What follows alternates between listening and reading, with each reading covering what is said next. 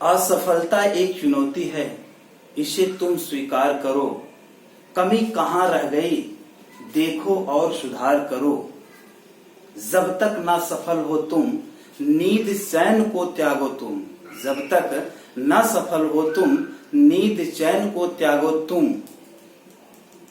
संघर्ष का मैदान छोड़कर मत भागो तुम। कुछ किए बिना ही जय जयकार नहीं होती। कोशिश करने वालों की कभी हार नहीं होती। लहरों से डरकर नौका पार नहीं होती। कोशिश करने वालों की कभी हार नहीं होती। जी हाँ दोस्तों, आपके अपने YouTube channel Hindi with MD sir में स्वागत है। जैसा कि आज हिंदी की क्लास चलेगी और हिंदी की क्लास में हम रेगुलर क्लास आपको दे रहे हैं। कल आपका वर्णमाला चैप्टर पूरी तरह से खत्म हो गया है। आज की जो चैप्टर होगा वो संधि से होगा, लेकिन जो वर्णमाला चैप्टर हमने पढ़ाया है वो संस्कृत और हिंदी दोनों वाले के लिए, बच्चों के लिए उपयोगी होगा। चलिए आगे जो आपका अगला चैप्टर होगा वो संधि से होगा, लेकिन हम एक पर्यायवाची आपको आज लिखवाएंगे। वो पर्यायवाची आपकी होगी नदी की। किसकी होगी मित्रों? नदी की होगी। किसकी होगी? नदी की पर्यायवाची होगी। चलिए इसको हम देखते हैं, इसको क्या होता है। तरणी भी कहते हैं, तटनी भी कहते हैं। तटनी, तटनी भी कहते हैं, तारिणी भी कहते हैं, तटनी भी कहते हैं। पयस्विनी, निर्झरणी, स्रोतवाहिनी, स्रोतवाहिनी, कूलंकषा, सरिता, बेड़ा, सरी,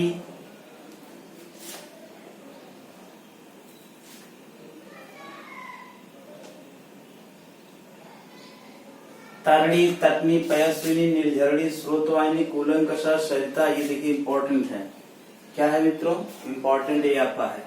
तो ये आपका है, ये नदी की पर्यायवाची। किसकी है मित्रों? नदी की। तरणी, तरणी में ध्यान दीजिएगा, एक होता है तरणी और एक होता है तरणी। तरणी मित्रों ये सूर्य की है। किसकी है? सूर्य की है। तरणी यह आपकी नदी की है। और ये देखिए पयस्विनी, निर्झरणी, स्रोतवाहिनी, कूलंकषा, सरिता। देखिए कूलंकषा ये एग्जाम में आपके पूछा गया क्वेश्चन है। कहाँ? एग्जाम में आपके आया हुआ क्वेश्चन है, तो ऐसे को आपको ध्यान देना है। चलिए आप लोग लिख लीजिए, लिख लीजिए, जल्दी करिए, लिख लीजिए। चलिए आगे चलते हैं। आगे चलते हैं, हम आपके नए चैप्टर की तरफ चलते हैं। जो नया चैप्टर होगा वो हमारे हिंदी और संस्कृत दोनों वाले के दोस्तों, दोनों वाले के बच्चे के लिए आपका इम्पोर्टेंट होगा। इसमें आपको ध्यान देना है, संधि की तरफ चलना। अगला चैप्टर जो होगा वो संधि होगा। क्या होगा मित्रों? संधि होगा। क्या होगा? चलिए मित्रों आगे चलते हैं, ये संधि की तरफ चलते हैं। संधि को लेकर के, जिसको अंग्रेजी में ज्वाइनिंग कहा जाता है। क्या कहा जाता है मित्रों? ज्वाइनिंग कहा जाता है। हर परीक्षा के लिए आपका इम्पोर्टेंट है, चाहे वो यूपी SSSC हो, चाहे वो वनडे एग्जाम में UPSI, UP हो, अदर ऐसे एग्जाम जो आएंगे उसके लिए इम्पोर्टेंट होगा। चलिए अगर संधि की बात करते हैं तो संधि को पहले हम देखते हैं कि इसको आपको ध्यान देना है कि यह जो बना हुआ शब्द है, हिंदी और संस्कृत दोनों की क्लासों में हम एक के साथ आपको पढ़ा रहे हैं। संस्कृत में आपको 7 पढ़ने हैं, हिंदी में आपको 5 पढ़ने हैं, क्योंकि उसमें स्वर संधि के संस्कृत में 7 होंगे और हिंदी में 5 होंगे। ऐसे आपको चलेंगे, हम दोनों को रिलेट करके बता देंगे। श्रम उपसर्ग और धा धातु और की प्रत्यय लग करके मिलकर बना है। ये मित्रों आपको ध्यान देना है कि यह श्रम एक उपसर्ग है, यह एक प्रत्यय है। यह क्या है? एक उपसर्ग है और यह एक धातु है और यह एक प्रत्यय है। क्या है मित्रों? प्रत्यय। इससे मिलकर के बना है। और पहली बात ये एक इम्पॉर्टेंट है कि संधि शब्द जो है वह पुल्लिंग शब्द है। क्या है? पुल्लिंग है। और जिसका शाब्दिक अर्थ क्या होता है? मेल होता है। क्या होता है मित्रों? मेल होता है। दो वर्णों का जब परस्पर मेल होता है, ध्यान दीजिएगा, दो निकटवर्ती वर्णों का परस्पर मेल होने पर जो विकार उत्पन्न होता है संधि कहलाती है, लिखते हैं, लेकिन जब मेल की बात करते हैं तो मेल होता है, मेल होती नहीं है। इसको आपको ध्यान देना है कि यह पुल्लिंग का शब्द है, इंपॉर्टेंट है। हिंदी और संस्कृत दोनों वाले बच्चे ध्यान देंगे। संधि की तरफ हम फिर एक बार देखते हैं कि सम उपसर्ग धा धातु की प्रत्यय से मिलकर बना है, जिसको अगर परिभाषित आप करते हैं कि दो समीपवर्ती वर्ण, दो निकटवर्ती वर्णों के परस्पर आपस में मिलने से जो विकार, विकार का मतलब परिवर्तन, जो विकार उत्पन्न होता है, संधि कहलाती है। क्या कहलाती है मित्रों? संधि कहलाती है। चलिए, उम्मीद है कि आप लोग लिख लिए होंगे। आगे चलते हैं, हम देखते हैं संधि के कितने प्रकार होते हैं। संधि के कितने प्रकार होते हैं? तो संधि के मुख्यतः 3 प्रकार होंगे। कितना होंगे मित्रों? 3 प्रकार होंगे। संधि के 3 प्रकार होंगे। पहला होता है स्वर संधि। क्या होता है? स्वर। इसी स्वर संधि को मित्रों अच कहा जाता है। हमने माहेश्वर सूत्र में आपको बताया है। हिंदी और संस्कृत दोनों वाले ध्यान देंगे। अच्छा, दूसरा क्या है? व्यंजन संधि। क्या है मित्रों? व्यंजन संधि। व्यंजन संधि को हल कहा जाता है। हल एक प्रत्याहार है जिसके अंतर्गत व्यंजन बढ़ाते हैं। अच्छा, तीसरा क्या है? विसर्ग है। क्या है मित्रों? विसर्ग संधि है। अच्छा, अब इसको एक लाइन में आप समझ लीजिए कि जब आपका स्वर के साथ स्वर का मेल होगा, मतलब स्वर और प्लस स्वर होगा, पहले के अंतिम वाले वर्ड और दूसरे के पहले, जैसे मान लीजिए आपको लिखना है विद्यालय। विद्यालय को जब आप बांटेंगे तो विद्या प्लस आलय होगा, यह आपका विच्छेद हुआ, यह आपका विच्छेद हुआ। तो संधि कहाँ होगी? संधि देखिएगा, ये वाला, यही वाले में संधि होगी आपकी। जब ये दोनों भाग जुड़ जाएंगे तब आप कहेंगे कि संधि हो गई। जब दोनों वहीं से अलग हो जाएंगे तो वही आपका विच्छेद हो जाएगा। तो यही ध्यान देना है। तो ये पहले का अंतिम वाला वर्ड होगा या दूसरे का पहला वाला वर्ड होगा। जब दोनों आपस में निकटवर्ती, तो यही है, जब दोनों आपस में मिलेंगे तभी संधि आपका होगा। इसका मतलब है स्वर संधि में हमेशा स्वर के साथ स्वर का ही मेल होता है, क्योंकि यहां से अगर देखेंगे तो यहां से आ निकलेगा, यहां से भी आ निकलेगा, दोनों मिलेंगे। तो आपको कॉमन ऐसे ही समझना है जनरली कि स्वर के साथ जब स्वर का मेल होगा तो स्वर संधि होगी। चलिए, दूसरी पॉइंट इसमें यह है व्यंजन की बात। व्यंजन की बात ध्यान दीजिएगा मित्रों। पहले तो व्यंजन वर्ड आएगा। क्या आएगा? व्यंजन वर्ड आएगा। इसी व्यंजन वर्ड का स्वर तो नहीं आएगा, ये तो पक्का है कि स्वर आपका आएगा नहीं। ठीक है। अच्छा, व्यंजन के साथ कभी स्वर का मेल हो जाता है, ये भी ध्यान देना है। व्यंजन के साथ कभी स्वर का मेल हो जाता है। जैसे आपने लिखा दिगंबर, तो दिक और प्लस अंबर, यही आपका होगा। दोनों का अलग करेंगे तो यह व्यंजन वर्ड है, यह स्वर वर्ड है, लेकिन स्वर वर्ड कभी आएगा नहीं। इसका मतलब व्यंजन के बाद कभी स्वर आ सकता है और कभी व्यंजन के बाद व्यंजन आ सकता है, मतलब दोनों आ सकते हैं। स्वर भी आ सकता है और व्यंजन भी आ सकते हैं, लेकिन व्यंजन के बाद आएंगे। पहले पद का अंतिम वाला वर्ड व्यंजन होगा। इसमें क्या है मित्रों? इसमें विसर्ग के बाद, मतलब विसर्ग के बाद जो आपके वर्ड बचेंगे, विसर्ग के बाद आपके चाहे स्वर आए या फिर क्या आए? व्यंजन आए। तो यही जब आपस में मिलते हैं तो वहां विसर्ग संधि होती है। लेकिन विसर्ग संधि में आपको ध्यान देना है कि विसर्ग संधि में ही, इसी विसर्ग वाले चिन्ह में ही परिवर्तन होता है, तो वहां विसर्ग संधि होती है। तो जनरली आप समझ गए होंगे कि स्वर संधि में स्वर के साथ स्वर का ही मेल होता है। व्यंजन में व्यंजन के साथ कभी स्वर तो कभी व्यंजन का मेल होता है, कभी स्वर तो कभी व्यंजन का मेल होता है। और विसर्ग में विसर्ग के चिन्ह के बाद कभी स्वर आएगा तो कभी व्यंजन आएगा। यही तीनों का फॉर्मेट है। इसी को आपको पढ़ना है, संस्कृत और हिंदी दोनों वाले। चलिए, इसको आप लिख लीजिए। लिख लेंगे तो आपको आसानी होगी, तो इसको आप लिख लीजिए। चलिए मित्रों, उम्मीद है कि आप लोग लिख लिए होंगे। फिर हम एक एक की चर्चा करते हैं, पहले स्वर की, व्यंजन की, उसके बाद विसर्ग की। चलिए, तो परिभाषा आपने संधि का लिख लिया होगा। संधि की परिभाषा आपने लिख लिया होगा कि दो निकटवर्ती वर्णों के परस्पर आपस में मिलने पर जो विकार उत्पन्न होता है, संधि कहलाती है। चलिए तो अब हम पहले तो स्वर की चर्चा करते हैं। किसकी करते हैं? स्वर की, जिसको आप क्या कहें? अच कहें। अच में ही आपके स्वर आते हैं। इसकी चर्चा करते हैं। इसके कितने प्रकार होते हैं, प्रकार को हम देखते हैं। तो प्रकार को अगर देखें तो इसका जो पहला प्रकार होगा, दीर्घ स्वर संधि होगा। क्या होगा मित्रों? दीर्घ स्वर संधि, दीर्घ स्वर संधि। दूसरा जो होगा गुण स्वर संधि। तीसरा जो होगा वृद्धि। चौथा जो होगा यड़। पांचवा जो होगा वो अयादि। अच्छा, यही 5 आपको हिंदी पढ़ने हैं, लेकिन जो संस्कृत वाले बंधु हैं वो ध्यान देंगे कि इनको 2 और पढ़ना है। एक आपका है पूर्व रूप और एक आपका है पर रूप। ये 7 आपको पढ़ने हैं। स्वर संधि सेम पढ़नी है। व्यंजन में हम अलग पढ़ाएंगे, संस्कृत वालों को अलग वीडियो बना देंगे, हिंदी वालों के लिए ये चल ही रहा है। ठीक है मित्रों, इसको आप ध्यान दीजिएगा। तो यही आपका है, एक एक करके आपको पढ़ना है। आज हम चर्चा करते हैं स्वर संधि की। किसकी करते हैं मित्रों? स्वर संधि की चर्चा करते हैं। स्वर संधि में पहला प्रकार की तरफ चलते हैं। चलिए, ये आप 7 प्रकार लिख लीजिए। फिर व्यंजन में हिंदी में आपको नियम बताएंगे, संस्कृत वाले को हम उसमें सूत्र है अस्तो अस्तु नाशु, तो जितने भी आपके सूत्र होंगे इस प्रकार से हम सबके सब बताएंगे। चलिए मिटाते हैं इसको। चलिए हम चर्चा करते हैं। आपसे हम चर्चा कर रहे हैं कि जो ये स्वर संधि होगी उसमें आपको ध्यान देना है। तो इसमें आपको इसी तरह ध्यान देना है कि आगे स्वर संधि। चलिए आगे चलते हैं। लाइट कट गई थी, प्रॉब्लम आ गई। चलिए आगे चलते हैं इसी क्रम में कि आगे जो आपका होगा, अब स्वर संधि का एक एक प्रकार हम देखकर चलते हैं। तो पहला प्रकार होगा दीर्घ स्वर संधि। क्या होगा मित्रों? दीर्घ संधि लिख सकते हैं, दीर्घ स्वर साथ लगाइएगा तो ये आप लिख सकते हैं। अच्छा, इसके सूत्र की अगर चर्चा करें हम, तो इसका जो सूत्र है मित्रों वो है आकः श्रवणे दीर्घ। यह मित्रों इसका सूत्र है, आकः श्रवणे दीर्घ।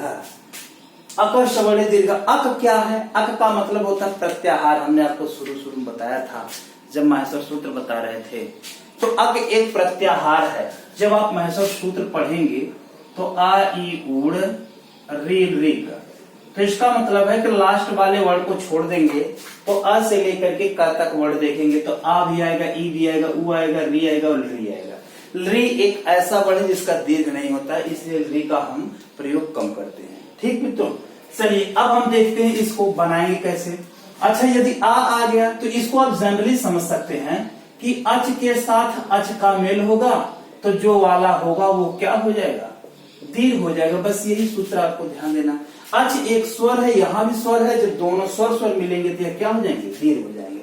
प्रत्येक स्थितियों में दीर्घ ही होगा, चाहे वो छोटा आ हो जिसे आप हर्ष कहेंगे, हर्ष दीर्घ कहेंगे, ऐसी कंडीशन होगी। तो चलिए हम इसका डायग्राम एक स्ट्रक्चर बना लेते हैं कि ये एक बार छोटा आ या बड़ा आ होगा, छोटी ई या बड़ी ई होगा जिसे आप हर्ष दीर्घ कहते हैं। आदत हमारी भी वही है जैसे आप भी कहते हैं। अच्छा, ऊ होगा, री होगा। री की बातें आप छोड़ दीजिए, री का दीर्घ नहीं होता, इसलिए री को ही ऐसे ही रहने देते हैं जैसे वो है। तो री, क्योंकि हिंदी में 4 मूल स्वर होते हैं और संस्कृत में 5 होते हैं, री को भी गिना जाता है। तो अक की बातें आपको हमको उम्मीद है समझ में आ गया होगा। अक का मतलब होता है प्रत्याहार। अक एक प्रत्याहार है जिसके अंतर्गत मूल स्वर आ ई उ रे री आते हैं। ठीक, चलिए। अच्छा, अब क्या कह रहा है कि अक प्रत्याहार के जितने भी वर्ण हैं इनका मेल यदि सवर्ण से होता है, किसी सवर्ण मतलब समान वर्ण से होता है, अगर इनका मेल समान वर्ण से होगा, किससे होगा मित्रों? समान वर्ण से। मतलब आ या आ के समान आया आ आए, ई या ई के समान ई या ई, उ या उ री के, अगर ऐसे समान वर्ण आता है तो जो यह आ होगा यह सदैव दीर्घ में होगा, यह क्या होगा? सदैव ये भी दीर्घ में होगा, ये भी क्या हो जाएगा? दीर्घ में ही होगा, और ये भी क्या हो जाएगा? दीर्घ में होगा। यही इसका डायग्राम है। इसी को आपको ध्यान देकर के चलना है। फिर इसी पर हम आपके फार्मूले एग्जाम्पल लिखेंगे, उसी एग्जाम्पल के अकॉर्डिंग आपको हल करने हैं। कैसे हल करने हैं मैं आपको बताऊंगा, खूब अच्छे से समझ जाएंगे आप। संधि की चिंता आप छोड़ दीजिए, संधि को भी आपको आसानी से कर लेंगे, एग्जाम में आते ही आप देख लेंगे। अच्छा, अब मित्रों इसको ध्यान दीजिएगा कि आपको समझना कैसे। अगर मान लीजिए कोई एग्जाम्पल आ गया और वह एग्जाम्पल आपको समझना कैसे है कि यह दीर्घ का है कि गुण का है कि वृद्धि का है, जड़ का है। अगर जहां से दोनों भाग अलग होंगे, पहली बात तो ये देखना है कि दोनों शब्द जो होंगे प्लस के दाहिने और बाएं दोनों तरफ, ये दोनों शब्द सार्थक होने चाहिए। क्या होने चाहिए मित्रों? सार्थक होने चाहिए। दोनों शब्द सार्थक होने चाहिए। जब तक सार्थक नहीं होगा तब तक आप इसको तोड़ नहीं सकते हैं। मान लीजिए एक वर्ड आपका आ गया नवागत। क्या आ गया? नवागत। यह एक मान लीजिए एक शब्द है, यह आपको आ गया। अब इसी को आपको तोड़ना है। जब आप इसको तोड़ेंगे तो तोड़ना वहीं से है, विच्छेद वहीं से करना है कि जहां से आपको यदि बड़ा आ दिखाई देगा, दीर्घ, बड़ी ई दिखाई देगा, ऊ दिखाई देगा, रे दिखाई देगा। अगर ऐसे आपको दिखाई दिए तो आप तुरंत समझ जाइएगा कि इसमें दीर्घ संधि होगी। क्या होगी मित्रों? दीर्घ संधि होगी। चलिए हम एग्जाम्पल लिख देते हैं और इसी एग्जाम्पल को हम हल करके आपको बताते हैं और आपसे हम एक आध दो प्रश्न पूछ भी लिया करेंगे। चलिए इसको आप बना लीजिए, इस डायग्राम को आप बना लेंगे, तब उसके बाद हम एग्जाम्पल की चर्चा करते हैं। चलिए मित्रों, यही कंडीशन ई की भी होगी, यही ऊ की भी होगी, यही री की भी होगी। ठीक, चलिए तो हमको उम्मीद है कि आप समझ गए होंगे और अच्छे से आप समझ रहे हैं। अच्छा, अब एग्जाम्पल हम लिख रहे हैं, एग्जाम्पल को हम लिख रहे हैं और उसी एग्जाम्पल को ही आपको हल करके हम बताएंगे। जैसे नवागत,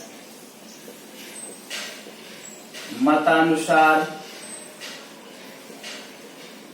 धर्मार्थ। देखिए मित्रों, अगर ये संस्कृत में लिखा जाएगा तो नवागतः लिखा जाएगा, मतानुसार, धर्मार्थः, ऐसे आपका लिखा जाएगा। अच्छा, ई वाले भी एग्जाम्पल लिख दे रहे हैं, कपीस, कपींद्र, मुनीश, रवीश, रजनीश, ऐसे बहुत एग्जाम्पल आपको मिलते रहेंगे, ध्यान देना है। श्रीश, श्रीश लिखा जाएगा। संस्कृत में विसर्ग आप लगा देंगे और यदि हिंदी में होगा तो आप ऐसे ही लिखेंगे। अच्छा, आ वाला हो गया, ई वाला हो गया। ऊ वाले में भानुदय, इसे भानुदय कर सकते हैं। अच्छा, विधुदय, विधुदय कह सकते हैं। वधूत शवः कह सकते हैं। लघुर भी कह सकते हैं। सूक्ति कह सकते हैं।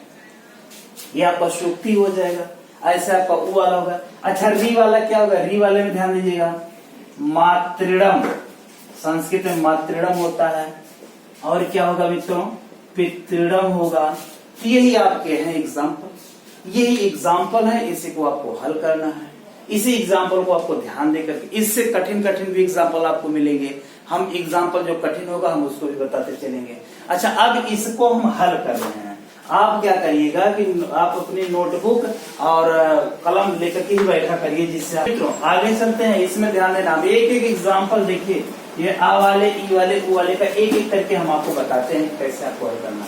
मान लीजिए आपको अगर हल करना हो गया नवागत को, किसको हल करना होगा? नवागत। क्या हल करना हो? नवागत। तो सबसे पहले ये पहचान करेंगे कि हम यह दीर्घ संधि का है कि नहीं है। तो अब आप देखिएगा, इसमें बड़ा आ दिखाई दे रहा है। अच्छा, इसमें मतानुसार देखिए 2 बार दिखाई दे रहा है, लेकिन टूटेगा कहां से? यहाँ से। इसलिए यहाँ टूटेगा क्योंकि ये इतना सार्थक शब्द आपका निकलेगा। तो सार्थकता को भी आपको ध्यान में रखना है कि दोनों भी जो शब्द होंगे उनके अर्थ होने चाहिए। यदि नहीं होगा तो ऐसी स्थितियों में आपका विच्छेद गलत नहीं हो जाएगा। नवागत है, यहीं से आपको तोड़ना है, इसको आप तोड़िए। 2 कंडीशन एग्जाम में आती है। एक तो ये आती है कि आपका कभी कभी विच्छेद पूछ लेगा कि विच्छेद दिया गया है, इसका संधि क्या होगा। और कभी कभी संधि वाला शब्द दिया रहेगा, पूछेगा इसका विच्छेद क्या होगा। तो एक जब आप तोड़ेंगे तो एक शब्द क्या हो गया? नौ हो गया। अब आप क्यों नौ हो गया, नवा क्यों नहीं आपने लिखे? क्योंकि नौ एक शब्द, नौ का मतलब नया। अच्छा, अब उसके बाद क्या है, इसको आप ध्यान दीजिएगा कि जो पहले के लास्ट वाला यहाँ से आ निकल रहा है कि नहीं, चाहे वो हर्ष आ हो और चाहे दीर्घ हो, दोनों में से एक आना चाहिए। और दोनों की कंडीशन में वह दीर्घ ही होगा अगर जब भी जुड़ेगा।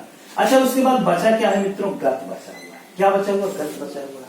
अब यहाँ देखिएगा कि यहाँ तो आ गया, एक आ आया, लेकिन यह व्यंजन वर्ण है। इसके पहले हमको आ या आ लाना है, चाहे छोटा हो और चाहे बड़ा हो, दोनों में से एक लाना है। अगर हम आ जोड़ देते हैं हर्ष तो अगत हो जाएगा, अगर कोई शब्द नहीं है, इसलिए यहाँ क्या जोड़ा जाएगा? आ जोड़ा जाएगा। हम इसलिए बता रहे हैं कि आपको आसानी होगी समझने में। अब ये तो हो गया विच्छेद। क्या हो गया? विच्छेद। अब इनको अगर संधि में करना हुआ तब आप क्या करते हैं? तो हम देखते हैं कि पहले के लास्ट वाले वर्ड और दूसरे के पहले वाले वर्ड को यही हम तोड़ते हैं। तो लिखेंगे ना, वा से क्या निकलेगा मित्रों? छोटा आ निकलेगा या हर्ष आ। फिर यहाँ क्या होगा? बड़ा आ होगा और प्लस क्या है? यह गत है। अब आप ये देखिएगा, यह आ प्लस आ, यही तो हमने आपको बताया कि ये 4 कंडीशन के होंगे। छोटा आ के साथ मिलेगा तभी बड़ा होगा, बड़ा आ या छोटा के साथ मिलेगा तभी बड़ा होगा। यही 4 कंडीशन इसकी बनेगी, ऐसी 4 कंडीशन बनेगी। तो दोनों मिलेंगे तो यह क्या हो जाएंगे? बड़ा आ हो जाएगा। अच्छा, यह जब दीर्घ आ हो गया तो यही मात्रा कहाँ लगाते हैं? व पर लगाते हैं। तो जब व पर लगाएंगे तो यह हो गया नव, व आधा था, जब इसमें आ की मात्रा लगे तो यह हो गया नवा, और बचा क्या है? अंत में गत बचा, इसको आप जोड़ दीजिए, फिर यह आपका क्या होगा? 4 कंडीशन आपको ध्यान देनी है। उम्मीद है कि आप लोग एग्जाम्पल लिख लिए होंगे। इसको मिटा रहे हैं, इसको मिटा रहे हैं। 4 कंडीशनों के आपके हैं इसमें। तो यह देखिएगा नवागत का ऐसे ही तोड़ना। हमने आपको कई कंडीशन पड़ेगी? 4 कंडीशन। यह 4 कंडीशन यही होगी। जो 4 कंडीशनों को आपको ध्यान में देना है कि 2 बार ह्रस्व और 2 बार दीर्घ, यही 4 कंडीशन है मित्रों। यही हमने आपको बताया कि ये 4 कंडीशन है। 4 कंडीशन को ही आपको ध्यान देना है। तो ऐसे ही आपको हल करना है। मान लीजिए आपने देख लिया कि यह आ वाला था, आ वाली कंडीशन ऐसे ही आपको मिलेगी, ठीक है। अच्छा, इसमें अगर कोई और मान लीजिए आपसे पूछ ले कि चलिए आप बताइए भैया शस्त्रागार में, कोई अगर आपसे पूछ ले कि शस्त्रागार में कौन सी संधि होगी, तब भी दीर्घ होगा, 2 बार आ मिला है। इसका मतलब आप न समझिएगा कि यहां से तोड़ देंगे रा का कोई मतलब नहीं होगा। तो जब इसको आप तोड़ेंगे तो एक क्या हो जाएगा? शस्त्र हो जाएगा। क्या हो जाएगा मित्रों? शस्त्र।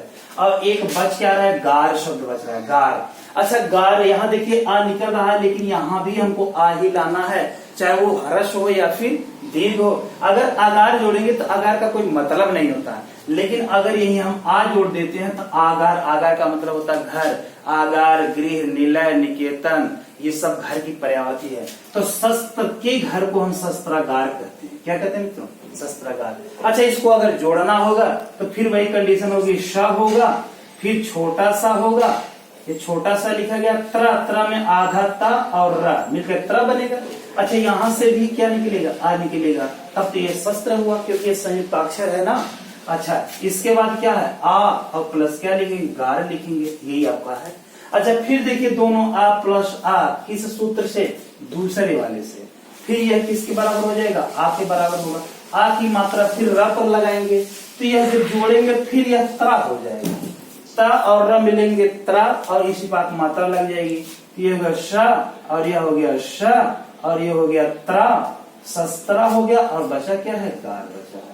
मित्रों, यही आपको ध्यान देना है, ठीक है। हमको उम्मीद है कि दीर्घ आपको समझ में आया हो। अगर जिस व्यक्ति को उदाहरण न समझ में आया हो या वो विच्छेद न कर पा रहा हो, ऐसी स्थिति में आप कमेंट बॉक्स में जरूर लिखिएगा, हमसे आप पूछिएगा, मैं उम्मीद करूंगा कि उसको बता दूंगा, ठीक है। चलिए ई वाले पर चलते हैं। ई वाले पर दो एग्जाम्पल आपको हम तोड़ करके बता रहे हैं। ऐसे ही आपको देखना है और ऐसे ही आपको तोड़ना है। ई वाली भी कंडीशन वैसे ही होगी मित्रों। कैसी होगी? ऐसे ही होगी। ई प्लस ई बराबर बड़ी ई, यही आपका होगा मित्रों, यही आपको ध्यान देना है, यही आपका होगा। ये 4 कंडीशन है। हमने एग्जाम्पल लिखा दिया, मुनीस लिखा दिया, कपिस लिखा दिया, हरीश लिखा दिया। ऐसे ही मान लीजिए आपको अगर तोड़ने के लिए हो जाए तो अगर तोड़ने के लिए हरीश कह दिया, क्या कह दीजिए? हरीश कह दीजिए। अगर ये तोड़ने के लिए कह दीजिए हरीश, हरीश को आप कैसे तोड़ेंगे? तो मित्रों ध्यान देना है, अब आपको जब भी मिलेगा यह दीर्घ ई मिलेगा। क्या मिलेगा मित्रों? दीर्घ ई मिलेगा। अब तक दीर्घ आ था, अब दीर्घ ई है। तो इसको जब आप तोड़ेंगे तो आप हमको बताइएगा हरि शब्द है कि हरि है। तो आप ध्यान दीजिए संस्कृत वाले बच्चे, जब आप हरि का रूप पढ़ते हैं, हरि, हरिम, हरिड़ा, हरे, हरे, हरे, हरव, हे हरे, तो जब ये रूप आप पढ़ते हैं शब्द रूप में, तो यह हरि जो है यह द्वितीय विभक्ति में आती है। इसमें आती है द्वितीय में, तो यह हरि आप पर गलत है। जब भी शब्द होगा हरि होगा। क्या होगा मित्रों? हरि होगा। अच्छा, अब बचा क्या है? श बचा है। अब तक तो आपको आ जोड़ना था, अब क्या जोड़ना है? ई या ई में से जोड़ना। 2 बार ई का मतलब है कि यह पहले के लास्ट में होगा या दूसरे का पहला होगा। अच्छा, इसमें कौन ई जोड़ दें कि आपका सार्थक हो जाए? इसमें मित्रों बड़ी ई जोड़ दीजिए तो ईस शब्द आपका होगा। इस एग्जाम में आपके ऐसे भी ऑप्शन बनाएगा मित्रों, हरी प्लस ईस ऐसे भी बनाएगा, हरी प्लस ईस ऐसे भी बनाएगा, हरी प्लस ईस ऐसे भी बनाएगा, हरी प्लस ईस ऐसे भी बनाएगा। तो आपको ध्यान देना है, जो सही होगा वो हरी र पर हर्षव ई और ईस में बड़ी ई होगा। तो इसको ऐसे ही ध्यान देना, क्योंकि एग्जामिनर जो होते हैं वो आपकी आईक्यू को देखते हैं कि आप कितने अच्छे तरीके से आप इसको सीखे हैं। अच्छा, यही तो हो गया विच्छेद। इसको अगर फिर करना हो तो हा र से क्या निकलेगा? छोटी ई निकलेगा, हर्षव ई निकलेगा, और फिर यहाँ क्या दीर्घ ई है और श है।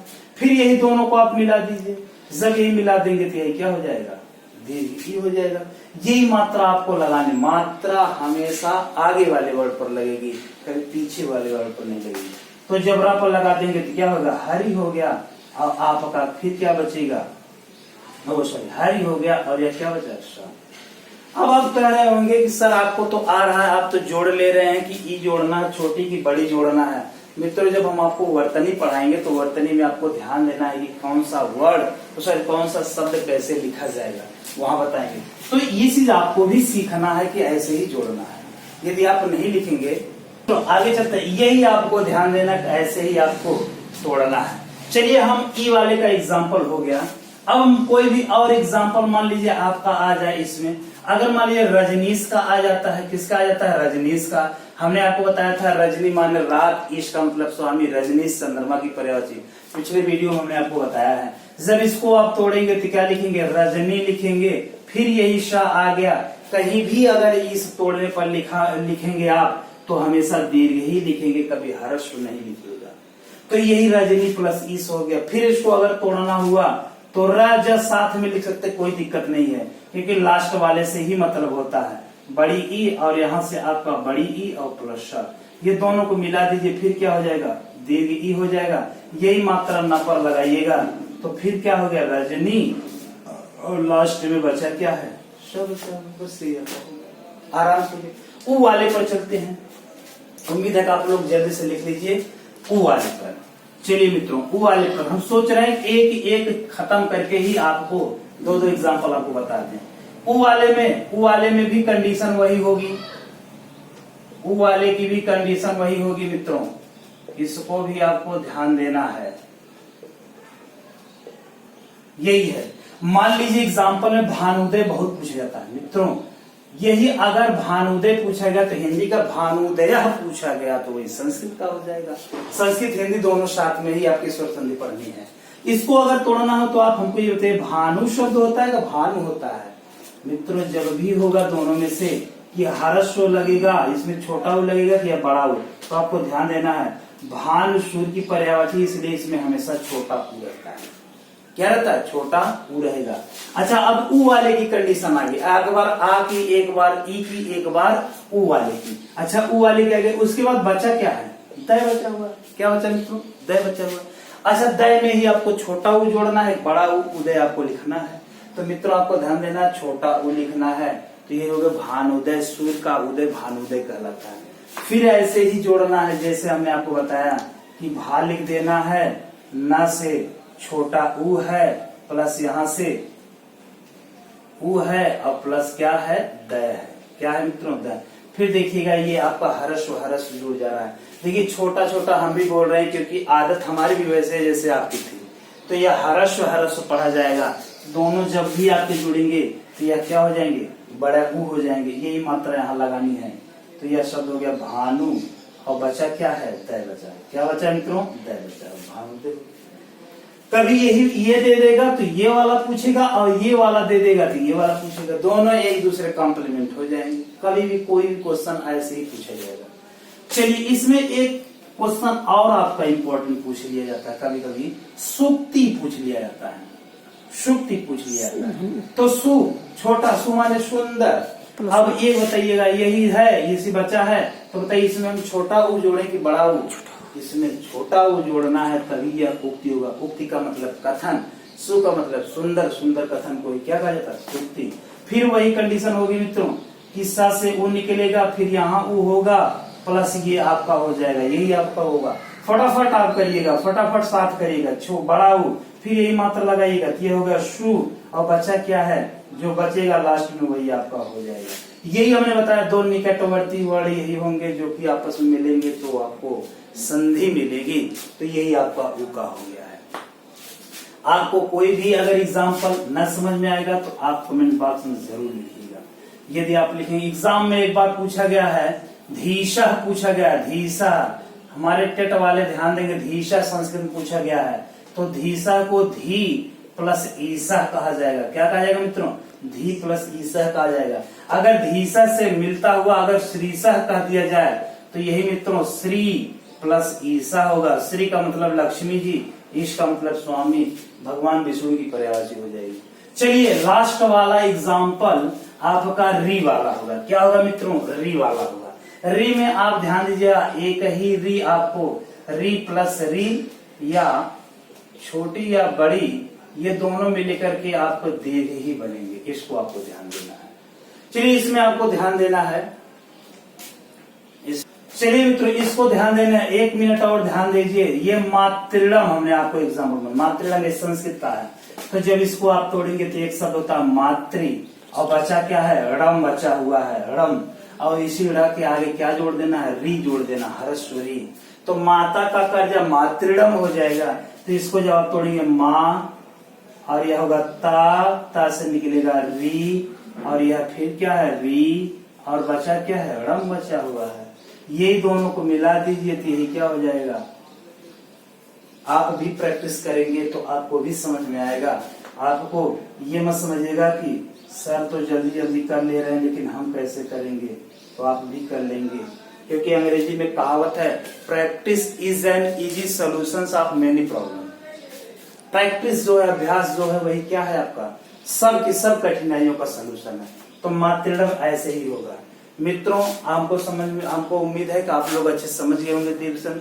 यदि ना समझ पाएगा तो कमेंट बॉक्स जरूर लिखिएगा। आज की वीडियो यहीं तक। शुभ संध्या, नमस्कार, गॉड ब्लेस यू।